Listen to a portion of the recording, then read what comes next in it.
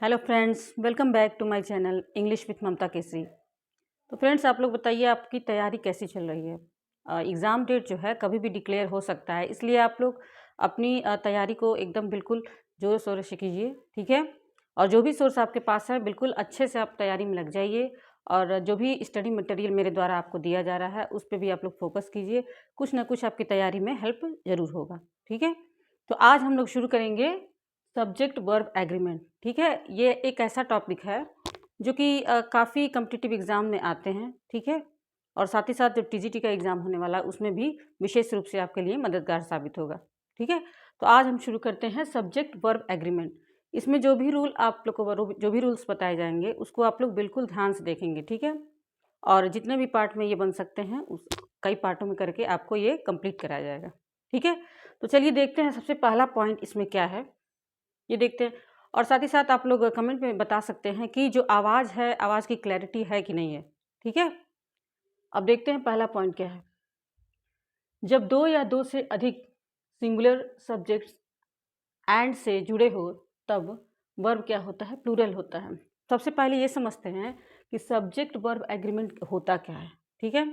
इसमें आप लोग को ये सीखना है कि सब्जेक्ट सिंगुलर रहता है तो वर्ब कैसा आता है और प्लूरल रहता है तो वर्ब कैसा आता है, ठीक है। ये हम सभी को पता है कि सिंगुलर सब्जेक्ट के साथ सिंगुलर वर्ब आता है और प्लूरल सब्जेक्ट के साथ प्लूरल वर्ब आता है, ठीक है। लेकिन कभी कभी सब्जेक्ट ऐसा रहता है जिसमें हम कन्फ्यूज़न में पड़ जाते हैं कि उसके साथ जो वर्ब आएगा वो सिंगुलर होगा या प्लूरल होगा, ठीक है। तो ऐसी स्थिति जब आती है तो हम कैसे वर्ब का इस्तेमाल करते हैं वही आज के चैप्टर में हम लोग पढ़ेंगे। तो सबसे पहला पॉइंट देखते हैं, जब दो या दो से अधिक सिंगुलर सब्जेक्ट एंड के द्वारा जुड़े हों, ठीक है। यहाँ देख सकते हैं, जब दो या दो से अधिक सिंगुलर सब्जेक्ट जो है एंड से जुड़े हो तब वर्ब क्या होता है, प्लूरल होता है। यहाँ पे देख रहे हैं हमारा सब्जेक्ट दो दिखाई दे रहा है। जैसे एग्जाम्पल देखिए, Rita and Gita are going to temple, ठीक है। रीता और गीता कहाँ जा रही हैं, मंदिर जा रही हैं। तो यहाँ पे हमारा सब्जेक्ट देख रहा है रीता एंड गीता, यानी कि दो लड़कियाँ हैं, ठीक है। सब्जेक्ट दो है, ये दोनों एंड से जुड़े हुए हैं। तो काफ़ी लड़के कंफ्यूज होते हैं कि यहाँ पर जो सब्जेक्ट यहाँ पे जो वर्ब लगेगा वो सिंगुलर होगा या प्लूरल होगा, ठीक है। तो ये गीता सिंगुलर है तो इसको सिंगुलर देख करके यहाँ वर्ब का इस्तेमाल सिंगुलर नहीं करेंगे। जब भी एंड से जुड़ा हुआ है तो इसको सिंगुलर नहीं माना जाएगा, इसको प्लूरल माना जाए। दोनों को कहा जा रहा है कि रीता और गीता जो है मंदिर जा रही हैं, तो यहाँ पे प्लूरल माना जाएगा। प्लूरल मान करके यहाँ वर्ब का इस्तेमाल हम प्लूरल करेंगे। दूसरा एग्जाम्पल देखते हैं, Mohan and Sohan have gone to Delhi, ठीक है। मोहन और सोहन कहाँ जा चुके हैं, दिल्ली में जा चुके हैं, ठीक है। तो यहाँ पे हैज़ का इस्तेमाल ना करके हैव का इस्तेमाल किया गया है। तो ये मत समझिएगा कि सोहन जो है वो सिंगुलर है तो उसके साथ हैज़ लगाएंगे, लेकिन यहाँ देख रहे हैं मोहन भी सिंगुलर है, सोहन भी सिंगुलर, लेकिन दोनों एंड के द्वारा जुड़े हुए हैं, ठीक है। तो इन दोनों सिंगुलर मिलकर के जब एंड के द्वारा जुड़े हुए हैं तो इसको प्लूरल जो हम वर्ब इस्तेमाल करेंगे वो प्लूरल वर्ब इस्तेमाल करेंगे, ठीक है। आई होप ये समझ में आया होगा ये पॉइंट, कि जब भी दो या दो से अधिक सिंगुलर सब्जेक्ट जो होते हैं वो किसी एंड के द्वारा जुड़े होते हैं तो जब भी हम वर्ब प्रयोग करते हैं तो प्लूरल वर्ब लगाते हैं, ठीक है। ये आप लोग को समझ में आ गया होगा। अब अगला पॉइंट देखते हैं क्या है।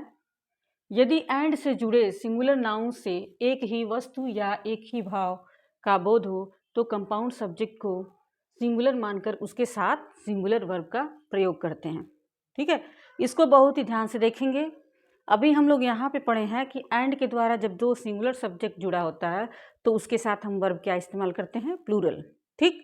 अभी अगला एग्जाम्पल हम देखेंगे, इसमें भी एंड लगा हुआ है लेकिन इसके साथ हम प्लूरल वर्ब इस्तेमाल नहीं करेंगे, इसके साथ हम सिंगुलर वर्ब लगाएंगे। क्यों लगाएंगे, अब आपको यहाँ बताया जा रहा है।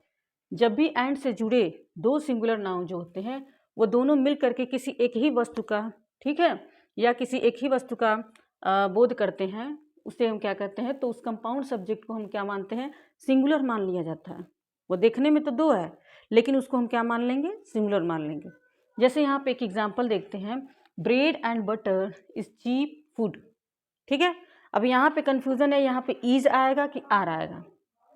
तो बहुत सारे लोग सोचेंगे कि एंड यहाँ पे लगा हुआ है तो रीता एंड गीता एंड से जुड़ा हुआ है तो इसको प्लूरल मान लिया गया तो यहाँ भी प्लूरल होगा, लेकिन नहीं। ब्रेड एंड बटर भले ही दो दिखाई दे रहे हैं अलग अलग, लेकिन उनको एक खाद्य पदार्थ के रूप में मान लिया गया। Bread and butter is cheap, तो इज यहाँ पे लगेगा, यहाँ पे प्लूरल वर्ब ना इस्तेमाल करके यहाँ पे सिंगुलर वर्ब लगेगा। अगला एग्जाम्पल देखते हैं, slow and steady wins the race. Slow and steady जो होता है वह रेस को जीतता है। तो यहाँ पे स्लो एंड स्टेडी दो अलग अलग चीज़ें नहीं है, बल्कि दोनों क्या है, वो एक चीज़ मान लिया गया है। ठीक है, जो धीमा चलता है, धीमा और लगातार निरंतर प्रयास करने वाला ही विजयी होता है। इसको किसी एक ही भाव का बोध हो रहा है इन दोनों शब्दों से। तो भले ही यहाँ पे एंड लगा हुआ है, लेकिन जब भी हम इसके साथ वर्ब का प्रयोग करेंगे तो हम वर्ब का सिंगुलर वर्ब का प्रयोग करेंगे। ठीक है, यही छोटा छोटा मिस्टेक होता है जो अक्सर कॉमन एरर में आ जाता है, या वर्ब का फॉर्म भरने के लिए आ जाता है, उसमें हम लोग ये मिस्टेक कर देते हैं। ठीक है, और वो गलत हो जाता है क्वेश्चन, तो इसको ध्यान देंगे। आई होप ये भी पॉइंट आप लोग को समझ में आ गया होगा कि जब भी कोई ऐसा दो अलग अलग सिंगुलर नाउन हो जो एंड से जुड़े हों, लेकिन वह किसी एक ही चीज़ का भाव प्रकट करते हों, एक ही वस्तु का बोध कराते हों, ठीक है, तो वहाँ पर हम जो वर्ब इस्तेमाल करेंगे वो प्लूरल ना करके सिंगुलर वर्ब लगाएंगे। ठीक है, जैसे राइस एंड करी, ये किसी एक ही डिश का नाम है, तो भले ही वहाँ पे एंड लगा हुआ है, लेकिन वो एक ही डिश का बोध करा रहा है, तो वहाँ पर जो है वर्ब हम सिंगुलर प्रयोग करेंगे। ठीक है, तो चलिए आगे देखते हैं। अगला पॉइंट क्या है, जब दो सिंगुलर सब्जेक्ट और से जुड़े हो तब वर्ब जो होता है सिंगुलर प्रयुक्त होता है। ठीक है, कहीं भी अगर और लगा रहता है तो जो हम वर्ब लगाते हैं वो सिंगुलर लगाते हैं। यहाँ देखते हैं एक एग्जाम्पल, टॉम और Mary is now ready. Tom या मैरी जो है अब क्या है, तैयार हो चुके हैं, तैयार हो गए हैं। ठीक है, तो यहाँ पे दो अलग अलग नाम लिखा गया है, तो ये ना सोचिएगा कि दो अलग अलग नाम है तो प्लूरल मान करके और इसके साथ आर लगा दें। ठीक है, यहाँ पे आर का इस्तेमाल नहीं होगा, इज का इस्तेमाल होगा, क्योंकि यहाँ पे क्या लगा है, और लगा हुआ है। ठीक है, तो और लगा हुआ है तो टॉम या मैरी, तो इसमें दोनों की बात नहीं की जा रही है, किसी एक व्यक्ति की बात की जा रही है। भले यहाँ पे हमें दो नाम दिखाई दे रहा है कि टॉम और मैरी, लेकिन बात एक ही व्यक्ति की जा रही है। टॉम या मैरी जो हैं वो क्या हो गई हैं, तैयार हो गई हैं। तो जब भी या और लगा होता है कभी भी, तो हम उसके साथ जो वर्ब होता है वो सिंगुलर वर्ब इस्तेमाल करते हैं। ठीक है, अगला एग्जाम्पल देखते हैं, राम और Shyam wants to sing a song. ठीक है, राम या श्याम जो है वो एक गीत गाना चाहते हैं, तो यहाँ पे दो नाम दिखाई दे रहे हैं, तो दो नाम देख करके हमें प्लूरल वर्ब का इस्तेमाल नहीं करना है। ठीक है, वांट नहीं बल्कि वांट्स आएगा, जो कि एक सिंगुलर वर्ब है। ठीक है, तो जब भी दो सिंगुलर सब्जेक्ट के साथ अगर और लगा हुआ है, ये ध्यान रखना है, तो वर्ब जो हम इस्तेमाल करेंगे वो हमेशा सिंगुलर वर्ब इस्तेमाल करेंगे। ठीक है, आई होप ये तीनों पॉइंट आपको समझ में आ गए होंगे, और अभी आप लोग इन तीनों पॉइंट का स्क्रीनशॉट लेंगे, उसके बाद हम नेक्स्ट पॉइंट आप लोग को बताएंगे।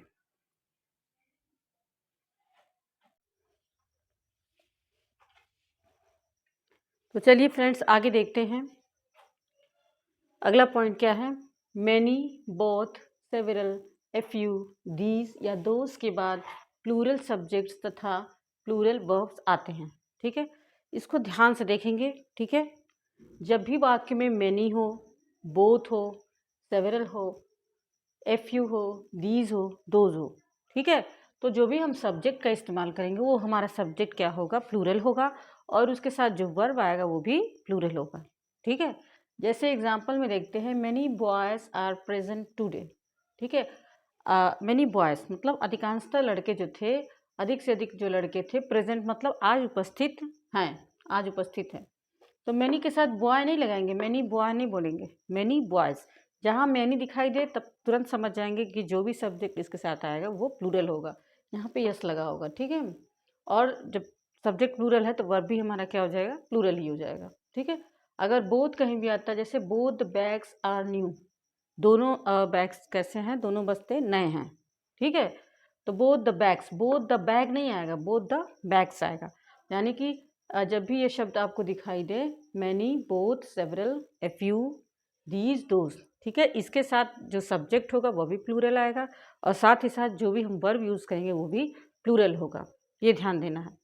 साथ ही साथ ये नोट में जो लिखा हुआ है इसको विशेष रूप से ध्यान से देखेंगे। मैनी अ के बाद सिंगुलर काउंटेबल नाउन तथा सिंगुलर वर्ब का प्रयोग किया जाता है। ठीक है, इसको काफ़ी ध्यान से देखेंगे। मैनी होता है, केवल अगर मैनी रहेगा तो जो सब्जेक्ट आएगा वो भी प्लूरल, और जो वर्ब आएगा वो भी प्लूरल।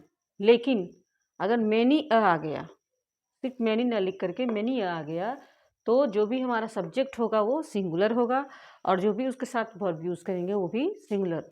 ठीक है। अभी एक एग्जांपल देखते हैं। Many a man wants to get success very quickly. ठीक है।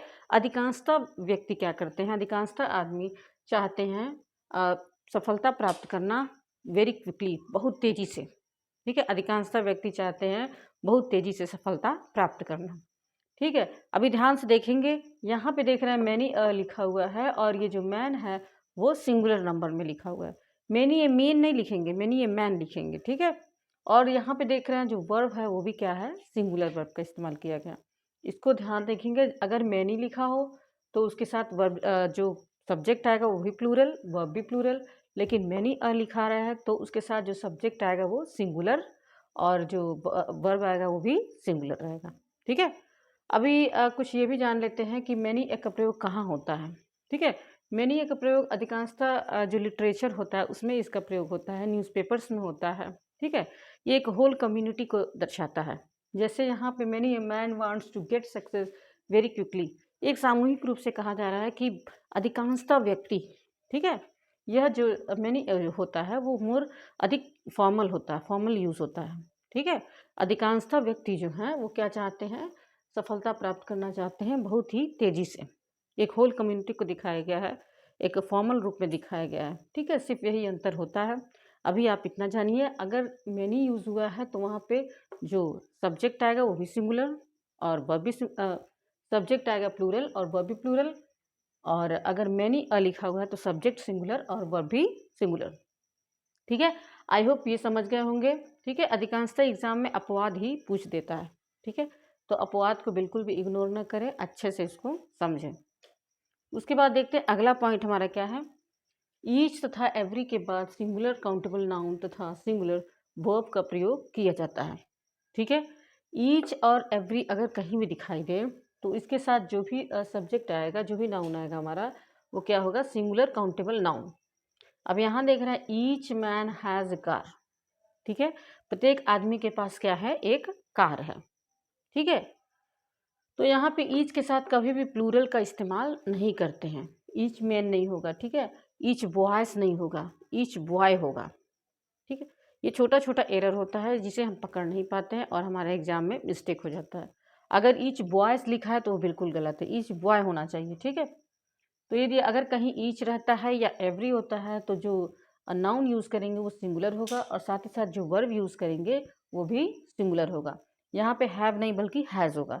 Each man has a car, each man have a car नहीं बल्कि हैज़ ए कार। सब्जेक्ट भी सिंगुलर और ये जो वर्ब वो भी सिंगुलर। एवरी के साथ भी देख रहे हैं, every player has played very well. प्रत्येक जो खिलाड़ी है, प्रत्येक खिलाड़ी ने बहुत ही अच्छा प्रदर्शन किया, बहुत ही अच्छा ढंग से खेला। ठीक है। तो एवरी के साथ भी जो प्लेयर यूज़ हुआ है, एवरी प्लेयर्स नहीं होगा, प्रत्येक खिलाड़ी। ये मत सोचिएगा प्रत्येक का मतलब होता है सभी खिलाड़ी अच्छे से खेल रहे हैं। ठीक है। तो प्रत्येक के साथ प्लेयर्स लगा दें। अगर एवरी के साथ प्लेयर्स लगा हुआ है, प्लूरल सब्जेक्ट लगा हुआ है, तो वह बिल्कुल गलत है। एवरी के साथ जो सब्जेक्ट लगेगा वो भी सिंगुलर होगा और जो वर्ब लगेगा वो भी सिंगुलर होगा। ठीक है। आई होप ये बात आपको समझ में आई होगी कि ईच और एवरी के साथ सिंगुलर सब्जेक्ट, सिंगुलर वर्ब। ठीक है। और many, both, several, a few, these, those के साथ क्या लगेगा, हमेशा इसके बाद प्लूरल सब्जेक्ट ही लगेगा और प्लूरल वर्ब। लेकिन जहाँ मैनी आए वहाँ पे हम क्या लगा देंगे, सब्जेक्ट सिंगुलर और वर्ब भी जो होगा वो सिंगुलर होगा। ठीक है। अभी इतनी बातें आप नोट करेंगे, उसके बाद अगला पॉइंट हम देखते हैं।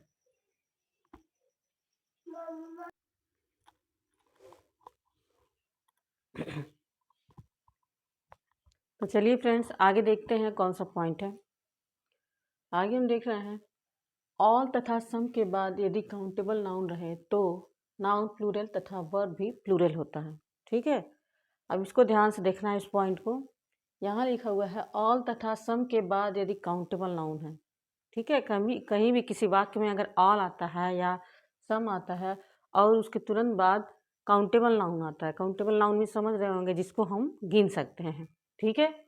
तो क्या करते हैं, जो नाउन होता है वो प्लूरल लिखते हैं और जो वर्ब आता है उसको भी प्लूरल लिखते हैं।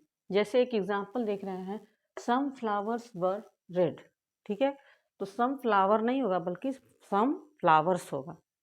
सम और ऑल कहीं भी दिखाई दे और उसके बाद तुरंत बाद अगर काउंटेबल नाउन आता है तो उसको हम प्लूरल में लिखते हैं और जो उसके साथ वर्ब प्रयोग करते हैं वो भी क्या होता है, प्लूरल होता है। ठीक है, हम देख रहे हैं जो फ्लावर है वो क्या है, काउंटेबल नाउन है, उसको हम गिन सकते हैं। तो सम फ्लावर ना लिख के सम फ्लावर्स लिखना है, सम फ्लावर्स, और इसके साथ जो वर्ब आएगा वो भी प्लूरल होगा। सम फ्लावर्स वर रेड, कुछ फूल क्या थे, लाल थे। दूसरा एग्जाम्पल देखते हैं, ऑल हॉर्सेस आर रनिंग। ठीक है, सभी घोड़े क्या कर रहे हैं, दौड़ रहे हैं। ठीक है, तो हॉर्स जो है वो क्या है, काउंटेबल नाउन है, इसलिए ऑल हॉर्स नहीं लिखेंगे बल्कि ऑल हॉर्सेस लिखेंगे। ठीक है, आई होप ये समझ में आया होगा। अभी अगला पॉइंट देखते हैं, इन दोनों में आपको डिफरेंस देखना है क्या है। इसमें भी लिखा हुआ है ऑल तथा सम के बाद यदि अनकाउंटेबल नाउन रहे तो उसके साथ सिंगुलर वर्ब का प्रयोग करते हैं। ये ध्यान दीजिएगा, ऑल तथा सम यहाँ भी है, ऑल तथा सम यहाँ भी है, लेकिन यहाँ हम नाउन प्लूरल नाउन प्रयोग करेंगे और यहाँ पे सिंगुलर नाउन। जब अनकाउंटेबल नाउन हो, ऑल तथा सम के साथ जब भी अनकाउंटेबल नाउन हो जिसको हम लोग गिन नहीं सकते हैं, जैसे हो गया मिल्क, मिल्क को हम गिन नहीं सकते हैं। ठीक है, मनी, मनी भी अनकाउंटेबल नाउन माना जाता है, उसको हम गिन नहीं सकते हैं। ठीक है, मनी मतलब पैसा, कितना भी पैसा हो सकता है, उसको हम गिन नहीं सकते हैं। ठीक है, शुगर, शुगर मतलब चीनी, उसे हम गिन नहीं सकते हैं। तो जब भी अनकाउंटेबल नाउन आता है सम तथा ऑल के बाद, तो ये ध्यान रखना है कि जो नाउन होगा वो भी सिंगुलर होगा और जो उसके साथ हम वर्ब प्रयोग करेंगे वो भी क्या होगा, सिंगुलर होगा। अब जरा इसे ध्यान से देखेंगे, all the money was lost. ठीक है, ऑल द मनी, अब ये मत सोचिएगा ऑल द मनी सभी जो धन है, लॉस्ट मतलब ख़त्म हो गया। ठीक है, तो सभी को देख करके यहाँ पे वास की जगह वर्क कर दें, ऐसा नहीं करना है। ये जो ऑल के बाद हम तुरंत देख रहे हैं मनी आ रहा है, मनी जो कि अनकाउंटेबल नाउन है, तो जैसे ही हम देखेंगे अनकाउंटेबल है तुरंत समझ जाएंगे कि जब भी अनकाउंटेबल नाउन होगा तो जो हम वर्ब प्रयुक्त करेंगे वो क्या होगा, सिंगुलर वर्ब होगा। ठीक है, यहाँ देख रहे हैं दूसरा example, some sugar is needed. ठीक है, कुछ चीनी की आवश्यकता है। ठीक है, तो सम शुगर इज़ नीडेड, तो यहाँ पे सम शुगर, पहली बात तो अनकाउंटेबल का प्लूरल बनता नहीं है। ठीक है, लेकिन जो उसके साथ वर्ब प्रयोग करेंगे वो भी यहाँ पे सिंगुलर ही होगा। सम शुगर, आर नहीं होगा बल्कि इज़ होगा, सम शुगर इज़ नीडेड। तो ये ध्यान रखना है, जब भी ऑल या सम दिखाई दे तो सबसे पहले ध्यान देंगे कि उसके बाद जो है काउंटेबल नाउन है कि अनकाउंटेबल नाउन। अगर काउंटेबल है तो वर्ब क्या करेंगे, नाउन को भी प्लूरल रखेंगे और वर्ब को भी प्लूरल रखेंगे। ठीक है, अगर अनकाउंटेबल है तो प्लूरल तो उसका बनेगा नहीं, लेकिन जो वर्ब प्रयोग होगा वो भी क्या होगा, सिंगुलर वर्ब होगा। आई होप ये इन दोनों में अंतर आपको समझ में आया होगा। अब इसमें नोट देखना है, इसको ज़रा ध्यान से देखना है। ऑल का अर्थ जब प्रत्येक चीज़ या एवरीथिंग हो तब सिंगुलर वर्ब यूज़ करते हैं। ठीक है, कभी कभी जैसे यहाँ पे ऑल द मनी, ऑल के बाद या सम के बाद क्या है, कोई नाउन दिया हुआ है, लेकिन यहाँ देख रहे हैं ऑल के बाद कोई नाउन नहीं है, ऑल इज़ रेडी नाउ। ठीक है, सब कुछ क्या है अभी, अब रेडी है। तो यहाँ पे ऑल का मतलब क्या हुआ, सब कुछ। जब भी ऑल का मतलब सब कुछ हो या एवरीथिंग हो तो हम उसको सिंगुलर मान करके और उसके साथ जो भी वर्ब प्रयोग करेंगे वो सिंगुलर वर्ब लगाएंगे। ठीक है, ऑल आर नहीं होता बल्कि ऑल इज़ रेडी नाउ। ठीक है, जैसे बोलते हैं ऑल इज़ वेल। ठीक है, तो वहाँ पे आर नहीं लगता बल्कि इज़ लगता है, वहाँ पे सिंगुलर। ऑल का अर्थ जब पूरे के अर्थ में लिया जाता है, ऑल के बाद कोई नाउन ना हो, ठीक है, तो वहाँ पे हम जो वर्ब यूज़ करेंगे वो सिंगुलर वर्ब यूज़ करेंगे। जैसे एक और एग्जांपल देख सकते हैं, I will tell you all that was discussed. ठीक है, मैं तुम्हें सब बताऊंगा जो कि क्या हुआ था, डिस्कस, जिसके बारे में चर्चा की गई थी। ठीक है, तो यहाँ पे ऑल डेट वाज, यहाँ पे वर्ब नहीं है, इसको ध्यान से देखना है। ठीक है, कई बार एग्जाम में मिस्टेक हो जाता है। यहाँ पे I will tell you all that was discussed, all यहाँ पे लगा हुआ है। ठीक है, ऑल पूरे के अर्थ में लिया गया, एवरीथिंग के अर्थ में लिया गया है, तो डेट वर्ब ना होकर के डेट वाज होगा, सिंगुलर जो वर्ब होगा प्रयुक्त होगा। ठीक है, इन तीनों में आई होप अंतर आपको समझ में आया होगा। इसको देखते हैं दूसरा, ऑल से जब व्यक्ति या वस्तु की संख्या का बोध होता है तब प्लूरल वर्ब लगाते हैं। ठीक है, जब किसी संख्या का बोध होता है, जैसे यहाँ पे एक एग्जाम्पल देख रहे हैं, I have just seen the players all are here. ठीक है, यहाँ पे कह रहा है मैंने तुरंत अभी खिलाड़ियों को देखा है। ऑल आर हियर, सभी क्या हैं यहाँ पर उपस्थित है, सभी यहाँ पर हैं। अब इन दोनों में अंतर ध्यान से देखेंगे क्या है। यहाँ ऑल पूरे के अर्थ में लिया गया है, एक बड़ी संख्या के अर्थ में, ठीक है, जो कि निश्चित नहीं है। ऑल इज़ रेडी नाउ, सब कुछ अब तैयार है। अब कितना सब कुछ है, इसमें कोई कुछ निश्चितता नहीं है, ठीक है। लेकिन यहाँ पे जो है प्लेयर्स जो हैं, खिलाड़ी एक लिमिटेड संख्या में है जिन्हें कि हम गिन सकते हैं, ठीक है। तो यहाँ भी ऑल यूज़ हुआ है, लेकिन यहाँ पे आर लगा हुआ है, यहाँ पे इज़ का प्रयोग नहीं होगा। वही चीज़ यहाँ पे पॉइंट में लिखा गया, ऑल से जब व्यक्ति या वस्तु की संख्या का बोध हो तब हम प्लूरल वर्ब लगाते हैं। यहाँ भी ऑल था, लेकिन यहाँ पे सिंगुलर वर्ब लगाया गया है, क्योंकि इसके साथ इसमें ऑल का जो अर्थ है वो एवरीथिंग, प्रत्येक के अर्थ में लिया गया है, ठीक है। लेकिन यहाँ पे जो खिलाड़ियों की बात की जा रही है, I have just seen the players all are here, ठीक है। यहाँ पे जो प्लेयर्स हैं वो ऐसा नहीं कि असंख्य प्लेयर हैं जिनको हम गिन नहीं सकते हैं, ठीक है। उनकी कुछ लिमिटेड संख्या है जिन्हें हम गिन सकते हैं। तो उसके बारे में बात की गई है कि मैंने अभी खिलाड़ियों को देखा है जी, ऑल आर हियर, और सभी यहाँ पर हैं, ठीक है। तो यहाँ पे इन्हें हम गिन सकते हैं, ठीक है, जो कि क्या है, एक संख्या का बोध कराती हैं। तो हम ऑल के साथ क्या लगाएंगे, आर यूज़ करेंगे, ठीक है। इनकी आई होप ये सभी बारीकियाँ आपने समझी होंगी, इसको ध्यान से समझेंगे तभी हम एग्ज़ाम में इसमें अंतर कर सकते हैं, ठीक है ना। तो आज की वीडियो को हम यहीं एंड करते हैं, और आई होप आप लोग तैयारी अच्छे से कर रहे होंगे, और जितना भी समय आप दे सकते हैं, जो भी समय आप बिल्कुल तैयारी में दीजिए, बिल्कुल लापरवाही ना कीजिए, ठीक है। क्योंकि एग्ज़ाम डेट जो है कभी भी डिक्लेयर हो सकता है, और एग्ज़ाम डेट का वेट बिल्कुल ना करें, ठीक है। आप अपना ध्यान सिर्फ अपने लक्ष्य पर केंद्रित करें, ठीक है। तो इन्हीं शब्दों के साथ अब मिलते हैं नेक्स्ट वीडियो में। तब तक के लिए थैंक्स फॉर वॉचिंग।